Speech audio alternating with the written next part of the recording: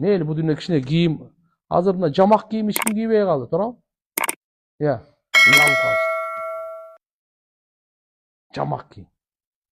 Ал уяты жок. Дүнүйөдө кичине кемчилдик болсо проблема жок ал. Ахиретте кемчилдик болуп калбасын бизге. Эчтеке эмес ал.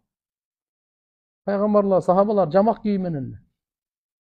Биз азыр ушунчалык пикирибиз, гамыбыз, акчабыз, мээбиз, күчүбүз, илимибиз, баардык жөндөмдүүлүгүбүз акчага эле болуп калды.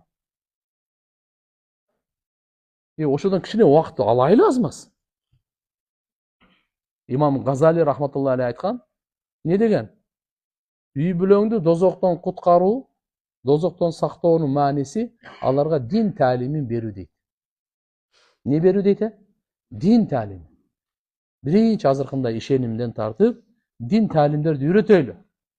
Балдар кыздарыбызга кичине Куран үйрөтөйлү, дуаларды үйрөтөйлү, Аллахны үйрөтөйлү, эстетейлү. Акырындан намазга, акырындан зикирге, чынчылдыкка, такыбалыкка.